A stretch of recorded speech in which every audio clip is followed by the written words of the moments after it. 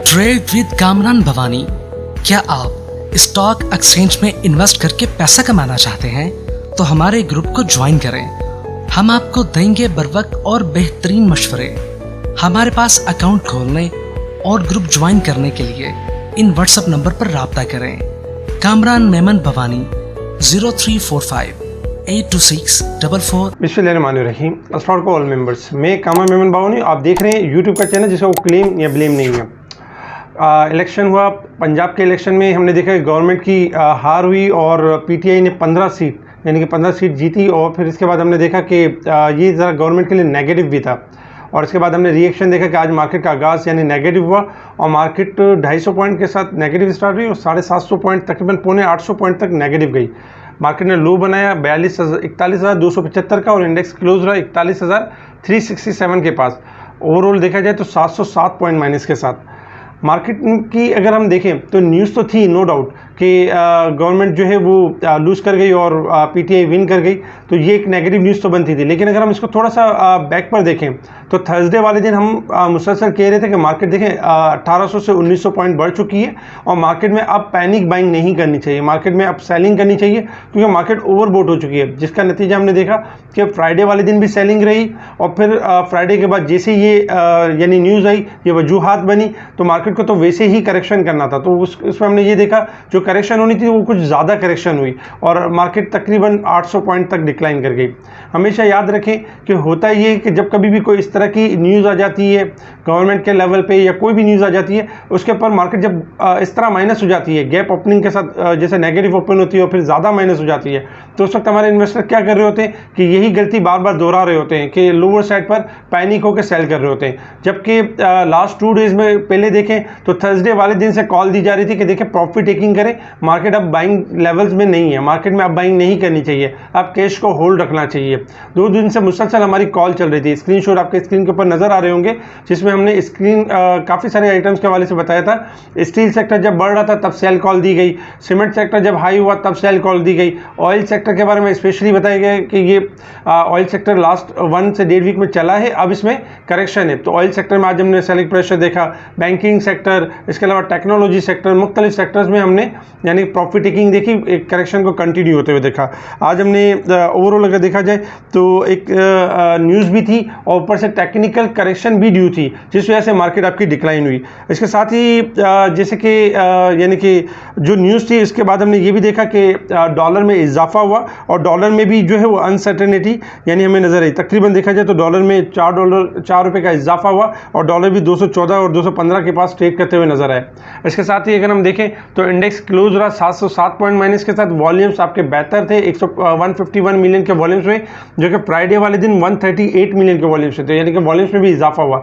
जब market starting में start हुई थी 200-250 पॉइंट माइनस पर स्टार्ट हुई थी, तो हमने ये देखा था जब मार्केट 500-600 पॉइंट तक चली गई तो वहाँ पर वॉल्यूम्स ज़्यादा जनरेट होना शुरू हुए। फिर तकरीबन जो ज़्यादातर वॉल्यूम जनरेट होते हुए नजर आए यानी कि 600 से लेके 800 पॉइंट के दरमियान यानी 200 पॉइंट के दरमियान ज़्यादा वॉल्यूम्स हमें जनरेट होते हुए नजर आए। अगर हम यानी कि टॉप वॉल्यूम लीडर्स देखें तो WTL वॉल्यूम लीडर रहा जिसमें के electric, TPL properties, Pakistan refinery, इसके अलावा अगर देखा जाए तो सी एनर्जी, यूनिटी, SNGP, PIBTL, पाक इलेक्ट्रॉन, ये वॉल्यूम्स लीडर भी रहे और इनमें थोड़ा सा डिक्लाइन भी रहा। इसके साथ ही अगर हम यानी कि टॉप गेनर्स देखें तो AWTX आज भी ऊपर का लॉक, जबकि एबट ऊपर का लॉक। सीमेंट्स में हमने इजाफा देखा तकरीबन 599 पैसे। बर्जर देखा जो 4 पे 10 पैसे पॉजिटिव परफॉर्म करते हुए नजर आए। बर्जर और बक्सली इसकी कॉल भी दी गई थी फ्राइडे वाले दिन मॉर्निंग में और इनके टारगेट्स भी हिट हुए और साथ ही अगर देखा जाए तो कमेंट्स भी आना शुरू हुए क्योंकि यानी कि बेहतर जगह पर इनकी कॉल दी गई थी। फ्राइडे वाले दिन भी ऊपर के लॉक और आज भी ऊपर के लॉक लगते हुए नजर आए, तो अल्हम्दुलिल्लाह इसमें हमारे टारगेट भी हिट हुए। टॉप डिक्लाइनर में अगर हम देखें तो Rafhan maize, Sapphire textile, ICI Pakistan, Philip Morris, Mahmood textile, Lucky, Khyber tobacco Packages decline रहे। टॉप डिक्लाइनर में अगर आप देखें तो ये वो स्टॉक्स हैं कि जो रिफान में जब भी कभी मार्केट डिक्लाइन होती है तो ये पहले डिक्लाइन हो जाते हैं, हालांकि इनमें काम बहुत कम शेयर्स का होता है लेकिन इंडेक्स को लीड करते हैं। इंडेक्स के हवाले से यानी कि ज़्यादा प्रेशर दिया जाता है। Sapphire textile, ICI, Mahmood textile, ये ऐसे स्टॉक्स हैं जिससे इंडेक्स आपका कंट्रोल होता है। इसके अलावा अगर हम सेक्टर वाइज देखें तो आज सेक्टर वाइज तकरीबन देखा जाए तो यानी कि sugar, automobile, investment bank slightly positive रहे, जबकि अगर हम देखें तो तमाम सेक्टर्स एक तरह से ब्लड बात रहा तमाम सेक्टर्स के अंदर, जिसमें कमर्शियल बैंक्स में 127 पॉइंट के साथ डिक्लाइन, जबकि सीमेंट सेक्टर 106 पॉइंट के साथ डिक्लाइन, फर्टिलाइजर के 106 पॉइंट थे, ऑयल एंड गैस के 69 पॉइंट थे, 67 पॉइंट थे टेक्नोलॉजी सेक्टर्स के, जबकि पावर जनरेशन एंड बाकी के भी थोड़े थोड़े पॉइंट्स थे। ज़्यादातर इन सेक्टर्स में ज़्यादा प्रेशर नज़र आया और second tier and third tier में भी थोड़ी प्रॉफिट टेकिंग, थोड़ी सी करेक्शन हमें नज़र आई। अच्छा, एक चीज़ ये भी थी कि जैसे कि पंजाब के हवाले से जो पंजाब असेंबली के हवाले से जो न्यूज़ आई और जो गवर्नमेंट जो लूज़ कर गई, यानी कि जस्ट 4 सीट यानी कि जीता गवर्नमेंट ने, तो उस हिसाब से अगर देखा जाए तो ये भी एक क्या सरैया थी या एक रूमर्स थी कि अब IMF के साथ प्रोग्राम नहीं होगा, अब IMF जो है वो यानी कि सारे मामला यानी कि ख़राब हो जाएंगे। लेकिन देखिए एक चीज़ समझने की है, हम अपने ऑडियो कॉल में मुसलसल तमाम ग्रुप्स के अंदर कहते रहे कि स्टाफ लेवल एग्रीमेंट हो चुका है, और स्टाफ लेवल एग्रीमेंट ये नहीं हुआ कि यानी कि किसी दो आदमियों के दरमियान हुआ हो, कंट्रीज के दरमियान हुआ है स्टाफ लेवल एग्रीमेंट। और IMF इसकी यकीन दहानी भी हमने देखी कि मुख्तलिफ चैनल पर आना शुरू हुई कि IMF ने कंफर्म किया कि स्टाफ लेवल एग्रीमेंट हुआ है और वो जारी रहेगा और निगरान हुकूमत के साथ भी यानी कंटिन्यू रहेगा, वो यानी कि डिले या कैंसिल या इस तरह का नहीं होगा। तो स्टाफ लेवल एग्रीमेंट हो चुका है पाकिस्तान का IMF के साथ, और पाकिस्तान तमाम तरह शराइत को पूरा कर चुका है, जिसमें पेट्रोल के प्राइस बढ़ा चुका है, जिसमें इलेक्ट्रिसिटी को बढ़ा चुका है, जिसमें इंटरेस्ट रेट को बढ़ा चुका है, जिसमें सब्सिडीज कम कर चुका है, जिसमें देखा जाए तो यानी कि जो मुतालबात थे IMF के हवाले से, जो शराइत थी उनको पूरा कर चुका है। तो IMF की तरफ से भी ये यकीन दहानी कराई गई कि स्टाफ लेवल एग्रीमेंट जो है वो उसके ऊपर अमल दरामद होगा। और साथ ही अगर देखा जाए तो मूडीज़ की तरफ से भी एक यानी कि स्टेटमेंट है, एक यानी कि एक न्यूज़ आई कि जो IMF के साथ स्टाफ लेवल एग्रीमेंट हुआ है ये पॉजिटिव है पाकिस्तान की इकनॉमी के लिए, यानी कि इसको मूडीज़ जो है पॉजिटिव देख रहा है पाकिस्तान की इकनॉमी के लिए, तो ये भी पॉजिटिव है। इसके अलावा अगर हम देखें तो आज कुछ रिजल्ट भी रहे, पाकिस्तान टेली कम्युनिकेशन का रिजल्ट रहा, हाफ ईयर के रिजल्ट अगर हम देखें तो तकरीबन लास्ट टाइम जो EPS थी 73 पैसा थी, जबकि इस बार ₹1.02 EPS रही, जबकि अगर क्वार्टर बेसिस पे देखें तो 39 पैसे लास्ट टाइम थी और इस बार 64 पैसे यानी EPS रही। पे आउट्स वगैरह कुछ भी नहीं दिया।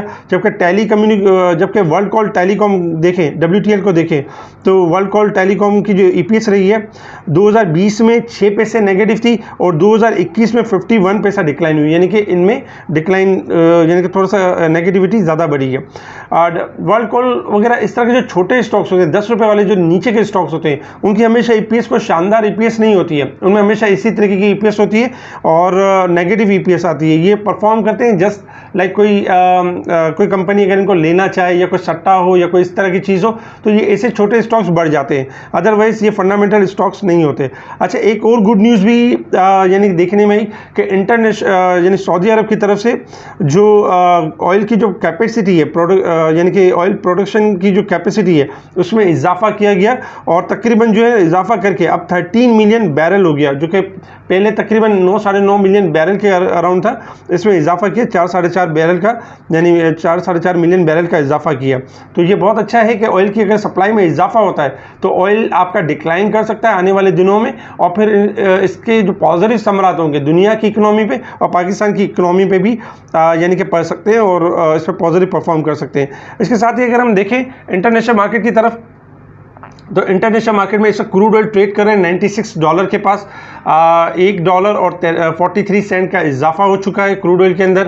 ओवरऑल अगर देखा जाए तो लास्ट क्रूड ऑयल ने 95 के करीब क्लोज रहा था और 96 के पास ट्रेड कर रहा है। क्रूड ऑयल का कॉन्ट्रैक्ट भी चेंज हो रहा है, जो ओल्ड कॉन्ट्रैक्ट है वो इस वक्त 99 के पास ट्रेड कर रहा है, जबकि ये न्यू कॉन्ट्रैक्ट है जो 96 के पास ट्रेड कर रहा है। इसका मतलब यही है कि ऑयल की जो डिमांड है उसमें कमी नज़र आ रही है, तभी ऑयल के प्राइस आपके नीचे हैं। अच्छा, डॉलर इंडेक्स में देखें तो डॉलर इंडेक्स इस वक्त ट्रेड कर रहा है $107.31 के पास ट्रेड कर रहा है, आज 60 सेंट गिर चुका है। और जो 2 दिन से मुसलसल डॉलर इंडेक्स गिर रहा है उसकी वजह से यूरो यूएसडी में इजाफा हुआ है, पाउंड यूएसडी में इजाफा हुआ है, 117 पॉइंट का इजाफा हो चुका है, जबकि ऑस्ट्रेलियन यूएसडी में 37 पॉइंट का इजाफा हो चुका है। अगर हम यानी कि गोल्ड और सिल्वर को देखें तो गोल्ड में तकरीबन $8.5 का इजाफा हुआ है, जबकि सिल्वर में भी 15 सेंट का इजाफा हुआ है।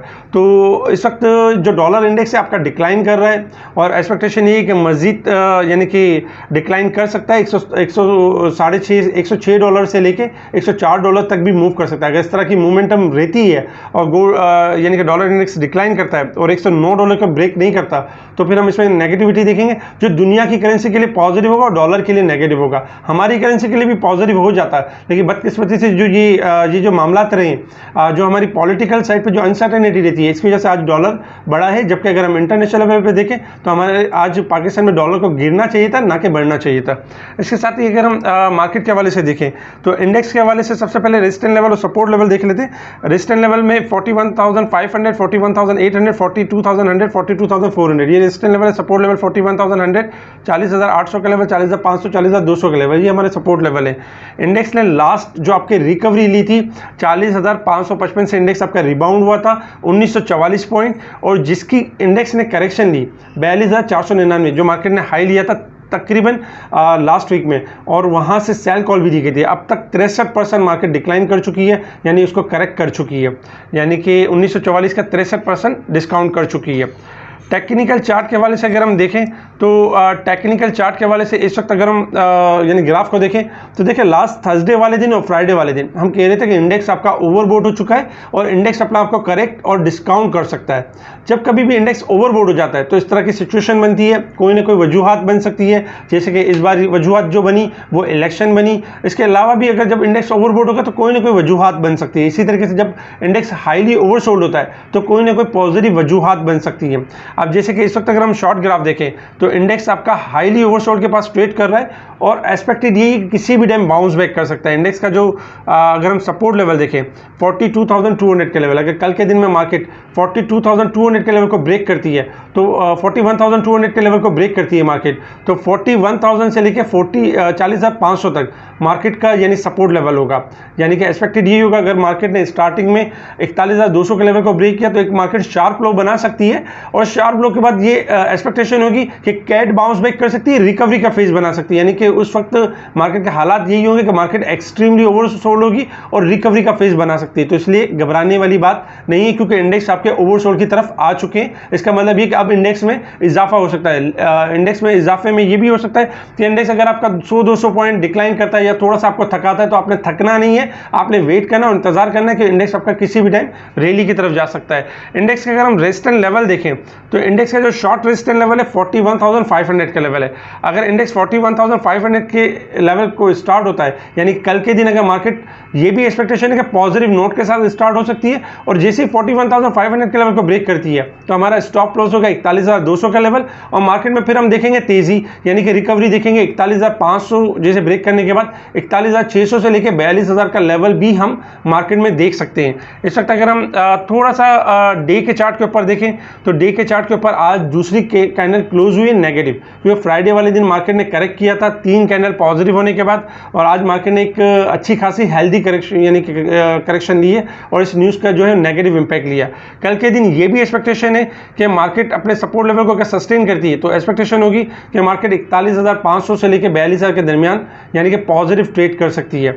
इस वक्त इंडेक्स के अंदर जो मोमेंटम बन रहा है वो यही बन रहा है कि मार्केट हाईली ओवरसोल्ड है, और वीक ऑन वीक बेसिस पे भी यही है कि मार्केट का फर्स्ट डे है। इंशाल्लाह एक्सपेक्टेशन है कि इस वीक के अंदर मार्केट आपकी अगर 41,800 या 42,000 से ऊपर क्लोज हो जाती है फ्राइडे तक, तो फिर हम देखेंगे मार्केट के अंदर 43,000 से लेकर 44,000 भी देखेंगे। तो इसलिए इस वक्त जो मार्केट ने करेक्शन ली है वो इसी वजह से ली क्योंकि मार्केट ओवरबोट थी और मार्केट को शॉर्ट डिस्काउंट यानी मार्केट को डिस्काउंट होना ज़रूरी भी था, जो कि हमने एक वजूहत के ऊपर देखा कि मार्केट ने अपने आपको डिस्काउंट किया। पॉजिटिव न्यूज़ में ये है कि पॉजिटिव न्यूज़ में IMF की न्यूज़ आ चुकी है, मार्केट बंद होने के दरमियान ही तकरीबन आई कि IMF अपना स्टाफ लेवल एग्रीमेंट जारी रखेगा। सेकेंड नंबर पर मूडीज़ की तरफ से यानी कि पॉजिटिव देख रहा है मूडीज IMF का और पाकिस्तान का जो एग्रीमेंट हुआ है या जो पाकिस्तान IMF के प्रोग्राम में जा रहा है इसको पॉजिटिव देख रहा है। तीसरे नंबर पे ये कि क्रूड ऑयल आपका यानी कि डिक्लाइन हुआ है तो उसके पॉजिटिव समरात आ सकते हैं। इंटरनेशनल यानी कि सऊदी अरब भी अपनी सप्लाई को बढ़ा रहा है। इसके साथ ही अगर हम देखें तो जो इलेक्शन जो गवर्नमेंट ने लूज़ किया है उसके हवाले से अगर देखा जाए तो ये पॉजिटिव है, बहुत ज़्यादा नेगेटिव नहीं है। अब पॉजिटिव किस तरह से है और नेगेटिव नहीं है, देखें गवर्नमेंट जो है जो इस वक्त जो ट्रेड कर जो गवर्नमेंट जो इस वक्त यानी कि मौजूदा गवर्नमेंट जो फैसले ले रही थी उनकी क्रेडिबिलिटी नहीं थी। क्यों क्रेडिबिलिटी नहीं थी? कोई भी दोस्त ममालिक या IMF के हवाले से भी अगर आप देखें तो डिले के ऊपर डिले और कोई दोस्त ममालिक इनकी हेल्प करने के लिए तैयार नहीं थे। लेकिन जो एक मेन मसला था IMF का प्रोग्राम वो हो चुका है। सेकंड नंबर पे देखा जाए तो इस गवर्नमेंट की यानी कि जो ड्यूरेशन थी वो भी क्लियर नहीं थी कि ये 1.5 साल पूरा करेगी या नहीं करेगी। लेकिन जो हुआ है वो बेहतर ही हुआ है कि इससे आगे चल के ना सिर्फ यानी कि इंटरनेशनल जो इसके ना सिर्फ हमारी जो पाकिस्तान में पॉलिटिकल जो अनसर्टेनिटी है वो कम होगी और फिर हम देखेंगे एक जो भी कोई गवर्नमेंट आती है बाद में तो वो 5 साल के लिए यानी कि एक होगी और उसका कोई विजन भी होगा। तो बेहतर हुआ है। इस वक्त इंडेक्स के लिहाज से मार्केट आपकी अच्छी खासी गिरी हुई है। आपने पैनिक होकर लोअर साइड पे सेल नहीं करना है, थोड़ा सा टाइम मार्केट इस लेवल को एक्यूमुलेट करेगी, एक्यूमुलेशन में रहेगी और मार्केट फिर रिकवरी का फेज बनेगी। सेक्टर वाइज अगर हम देखें तो सेक्टर में जैसे कि लास्ट टाइम हमने आपको बताया था कि स्टील सेक्टर्स और ये सेक्टर्स आपके ओवरबोर्ड हो चुके थे। इस वक्त ओवरसोल्ड के ऊपर अगर हम सेक्टर्स देखें तो रिफाइनरी सेक्टर हाईली ओवरसोल्ड है, किसी भी टाइम बाउंस बैक कर सकता है। सेकंड नंबर पे अगर हम देखें तो फूड सेक्टर जो कि आपका डिस्काउंटेड हो चुका है, फूड सेक्टर में एक्यूमुलेशन बन सकती है।